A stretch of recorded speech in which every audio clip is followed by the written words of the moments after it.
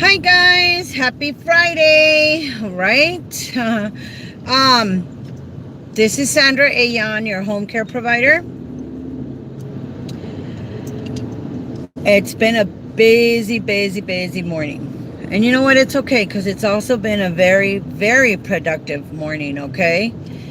So I have been up since about 4:30 trying to get some stuff done because of the adult protective services that I told you guys that I'm trying to take care of. I have good news. So yesterday I went to go apply for check and for Medi-Cal, and the people at the Rancho Dominguez office that took care of me were like super amazing. And he ended up qualifying for Medi-Cal with the share of cost, of course, which the share of cost was like $12, $13. So I was like, yay. And while I was standing in line trying to only get Medi-Cal, I decided to, what the hell? Let's try food stamps. I've been so busy. I'm sorry.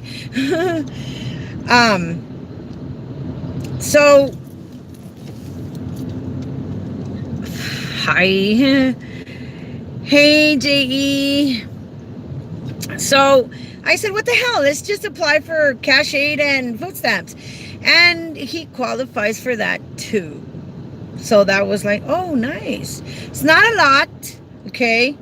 But it is something. And the reason that I did that is because let me show you guys something. I love driving behind these trucks. This one's a square one. You see that?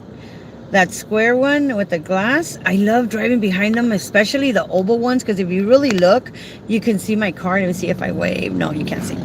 Anyways, let me turn the camera around. I love those. Hang on a second, because I'm like, I talked to, hey! Okay, think. This is shout out to Tahoe. Is that right? I gotta go down there, to the lake. So that's the good news, you guys. He got Medi-Cal, and now I'm like gonna start just going through the entire process of what is that? 5:30. Yup, 5:30's in the house. So that's the good news. But what I wanted to share with you guys today was the evaluation letter process, okay? You know what? Every year, this is a constant yearly battle, and I got like 25 miles to go before I lose reception. So, because you know how the videos go on and off, and I was like, I might as well do it now. I know how to get on the freeways here. So, I'll get off of my MapQuest. The evaluate every year. This is a constant yearly battle, you guys. I need you guys to start learning how to fight these battles, how to have the way you fight these battles, because they're constant, is with doctor evaluation letters to support why your recipient is receiving this amount of hours. Every year it's a battle. So the way you do this is with the doctor evaluation letters, of course, that I just mentioned. But the reason I mention them so often is because they make a big difference. Hi, Wendy. Well, hate is a very powerful word, but let me tell you what's going to happen, Wendy, okay? Because I hate Bank of America, and I rarely use Bank of America. I hate Bank of America, okay? Customer service, that, and I have a zero tolerance for disrespect. I don't care whose it's coming from, especially my children. I will smack those kids. Son, I need you guys to grab him by the arms and the legs, and while I beat him on his butt with my hand. Yay. Anyways, so I rarely use the word hate because it's extremely powerful. So I hate Bank of America. I hate people not having proper customer service skills, okay? Especially when they're working in a human services department. Yeah, I said it. And let's see, second gear here. Let me turn off my cigarette. And zero tolerance for disrespect. So why am I making this video? Because this is the process, you guys. you are supposed, when you are going to get evaluated, it's a good thing to be proactive and call the social worker around the month before. So let's say that you remember them coming to evaluate you in January, right? So that means that the social worker, you have to call the social worker. You should always be aware of that, because if the case gets terminated, guess what? So does your services. Okay? So it's extremely important for parents that are taking care of their children, their grandparents, their aunts, their uncles, especially when they're elderly and disabled. We as home care providers have to advocate for them, even if they're not even related to you like me. You know, none of these people are related to me, but I love them all like family, and I treat them like family. And if family's wrong, then I tell them, you know what, family, you're wrong. And like my pastor says, can we talk like family, people? Can we talk like family? Okay, cool, because I ain't going to lie to you. So we have to advocate for them. This morning, I had a neighbor of mine call me, and I could tell there was something wrong in her voice. Maybe about a month ago, because on Tuesdays, remember, we got a street sweeping. I hate Tuesdays. That's another one I hate. I got to like 20 cars. I need to rent a parking lot. I met her and I said, I saw her daughter, and her daughter is disabled. And I said, hey, do you receive IHSS services? She says, yeah. I'm actually waiting for the social worker to come. And I'm going to actually pinpoint the day. She probably knows it faster than I do. So I said, oh, really? And I started telling her what I do. Well, you know what? Here's my card. If you need any help, and here's another card so you can give it to the social worker, so the social worker knows who I am and lets her know that you know me. And yeah, you know, you are being educated on the process. This woman is extremely knowledgeable in this field also, because she's been taking care of her daughter for many, many years. Okay. So I left it at that, and I was like, okay, cool. Well, this morning I get a phone call, and I recognize her voice. Leilani, bless up, queen. Great weekend ahead, no doubt. Oh, yeah, I need a break. I got a lot of things to do, you guys. When this bomb drops, they're going to hear a big boom, okay? Because I'm on it like white on rice. So, thank you. It is going to be a good weekend. So, I start listening to her. And right off the bat, she starts telling me the social worker came to see me. She didn't come on the day she was supposed to see me. She said the gate was locked. She said she tried to reach me. I didn't get a phone call. I waited. Now she came to see me a couple of days ago, and she's telling me she's going to terminate my case, and she's crying while she's saying all of this. Okay. I don't think it's fair. I was here, blah, blah, blah. Is that the popo? Nah, it's just a motorcycle. Wait a minute. Yeah, it's just a motorcycle. All I'm through. So I'm like, whoa, slow down, sweetheart. Slow down. First of all, your problem has a solution. And I'm going to get down to it. Okay? So, hey, Sylvia. I got to send you that address. I got to send you that info, okay? I haven't forgotten, sweetheart. I've just been really busy, okay? I said, so do me a favor. You're crying because your case is terminated. Let's put all of that to the side. Right now, I'm going to tell you I'm going to fix it. That's it. Okay? Get that out of the way. Now, what is bothering you? And she's continued to tell me about the social. No. I will handle that. And you are going to get retroactive pay because there are rules. And these are the rules, you guys. When you guys get and this is why I'm doing this video, because I need you guys to understand that there's a process, but there's a loop, okay? And you need to be aware of it. This is the loop. If your evaluation that you remember was last year, it was in January. So the next one is it's every year, give or take a month, okay? My evaluations for my people are in October. when they should actually be like in December, but I don't care. Let's get them over with. Because I actually enjoy the evaluations because I know what to do. And I build a rapport with the social workers, which I actually kind of request, which is the second point I'm going to cover. So if your evaluation was done in January, then that lets you know that the evaluation is going to start becoming in the system a year after that. So what you have to do as a proactive provider and recipient or representative of a recipient is you need to contact the social worker to remind her and let her know that you're on it and that you would like to receive a letter in the mail, which you are supposed to receive a letter in the mail 2 weeks prior to that appointment. This is the way they do it. So in December, you are going to call and ask, being proactive. They have a lot of work to do, you guys. So in December, you're going to call and tell her, oh, my evaluation is coming up next month, and I was wondering if you had any paperwork. That's it. She's going to say yay or she's going to say nay. And then that's when you tell her, can you please send me a letter 2 weeks prior? She already knows this. They already know they're supposed to send a letter 2 weeks prior. But this particular young lady, because she lost, supposedly she missed her appointment, the social worker called her 2 days before. So I'm going to say the 25th of this month.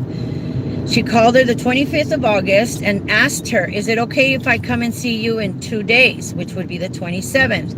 She said yes.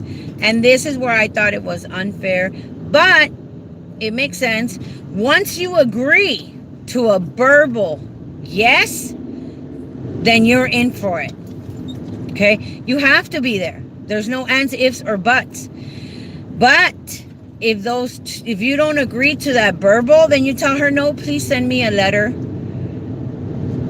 that tells me when you're coming. And even then, if you cannot be there for that appointment letter, that appointment that you have in that letter, you also have the right to call in and say, I'm sorry, this day does not work for me because my daughter, my son, my mom, my grandpa, my aunt, my uncle, whoever it is, we have an appointment set to see the doctor.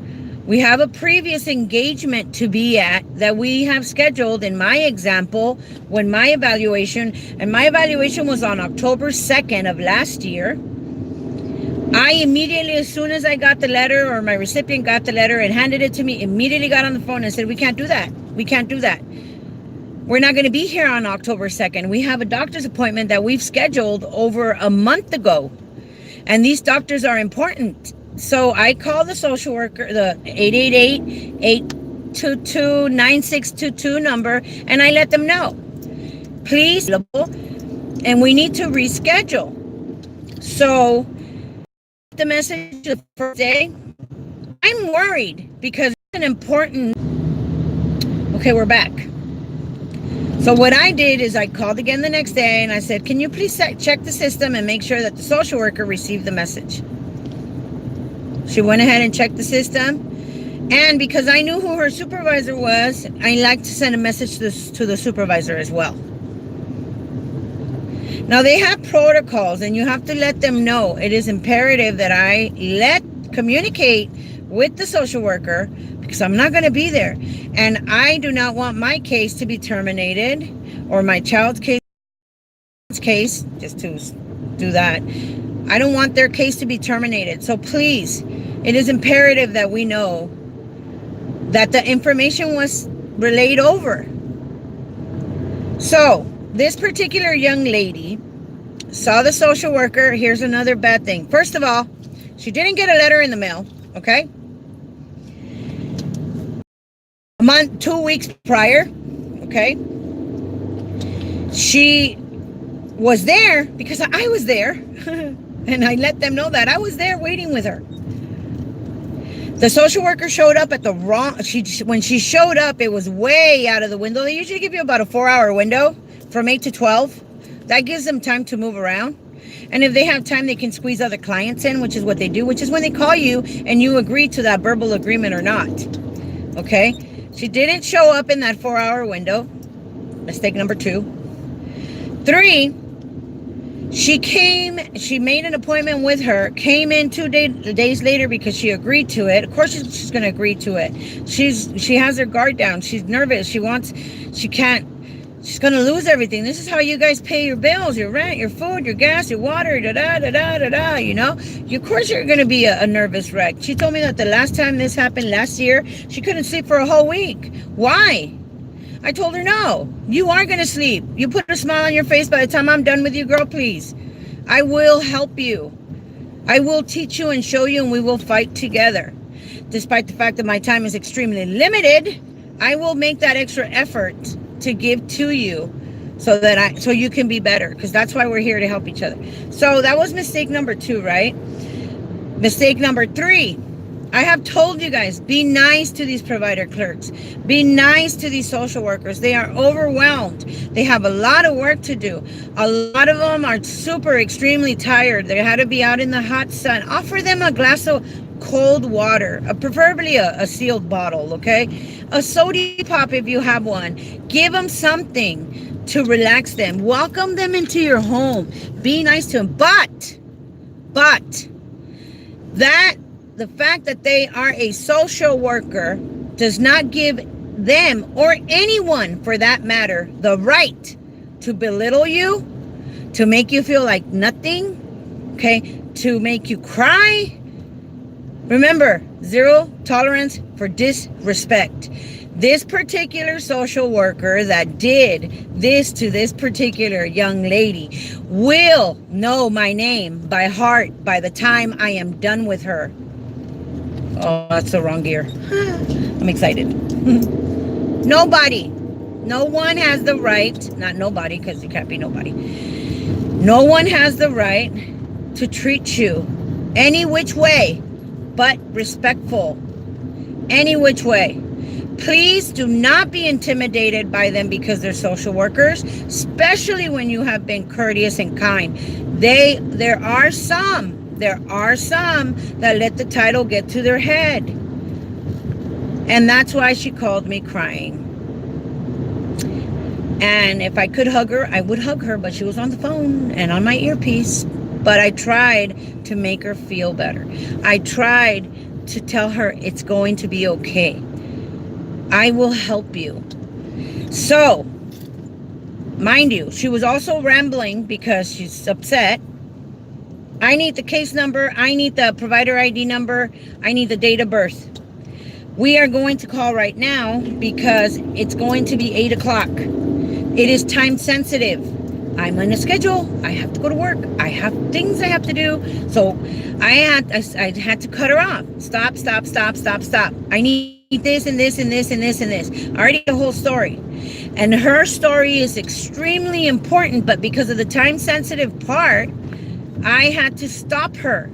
I will hear her stuff, which I've heard a lot of it. You know, I got the gist of it, but I know how she's doing. I know how she feels. And she also knows, and I know that she knows I'm going to help her. Okay. I'm not just trying to shut her up. So as soon as she gave me the information I needed, as soon as I got everything, I said, okay, hold on. 3-way call. Here we go. And that's what we did. 3-way call. Got a beautiful provider clerk. And like I told you guys, not everybody's the same. Okay. Not everybody's the same. Be nice, be gentle, be kind to them. You will be surprised how many bees you get with honey than what you do with vinegar, okay? And I did that. We sent, not only that, we sent a message. The provider clerk wanted to send a message to the social worker. Guess what? Nope. I do not want to send a message to the social worker because, hello, her superiors need to know what her professionalism, her etiquette, her manners are. And I need to talk to the supervisor. Who is the supervisor? She told me who the supervisor is. Okay, beautiful. Guess what? I have her number too. So, we gave all the information to the amazing provider clerk that helped us and did a great job in listening and understanding what we were trying to tell her. And then we hung up with her. So kudos to you, girlfriend. You know who you is. Thank you so much for your help, sweetheart. Tell everybody to keep the good work up there. Keep it going, okay? Because we need you guys. So I hung up with her, and then I went over to the young lady I was talking to, and I said, guess what? I'm gonna run like my head cut off and take my son to school because he kind of screwed up my program, but it's okay. I'm gonna run, take him to school. When I come back home, because I know that social that at home. So as soon as I get home, I am going to call her. 281-3219. I am an advocate for providers and recipients, and I have a YouTube channel where I teach their rights and how to do their timesheets and so on and so forth, yada, yada, yada. I'm calling you for this case number. I'm calling you with this provider ID number, the name of the provider. I'm calling. I went out to see her, did this wrong and this wrong and this wrong and this wrong. And I would like if you could please give her a call back and let her know, because she told her she was going to close her case. And it's not right for her to close her case. So please, if you can't get back to us today, her telephone number is this, my telephone number is that. My name is Sandra Ayon. Please have a great weekend, and hopefully we get to talk to you on Tuesday after the holiday is over. Have a beautiful Labor Day. Thank you so much for listening, and have a blessed day, period. So I just said, oh, I'm sorry. And I hung up, and I sent the message. That's what advocating is, you guys. That's what advocating is. Okay, I did that this morning for her, and it's done with. Know your rights when it comes to an evaluation letter. Okay, remember that when the social worker calls you and you agree, this is the part that gets me, you agree to have them come out to see over the phone, it now becomes a verbal agreement. Okay, so pay attention to that, you guys. If it doesn't work for you, like I said, you can reschedule, do it all over again, and just make it so that it does work with you, because these appointments are important. And that's what I wanted to share with you guys. I want to thank you for subscribing, you guys. I want to thank you guys for commenting. Thank you for watching. You know, comment, like, subscribe, share it. You trolls out there that are getting my information, give me credit for it, damn it. You know, well, Sandra Ayon said, because I'm not hiding. Don't just start telling people things you don't even know. Make sure you give me credit for what I said, and let them be able to reach me, okay? Because I know what I'm talking about. If I didn't, I wouldn't be saying it. God bless you guys. I'm going to go do some evil stuff. Wow. No, actually, I got some plans. I got some stuff I'm going to do, and it's going to be all gravy. It's going to be good. God is good. So everything's all right. Thank you so much. God bless you guys, and have an awesome Labor Day weekend along with your weekend. And if you're still working on that day, you know what? Try to take it easy. Grab yourself a 40, I don't know. You know me, I jump in the pool with a beer and a pack of cigarettes and sometimes even a book, and I'm good to go. I'm good to go. I deserve a break too.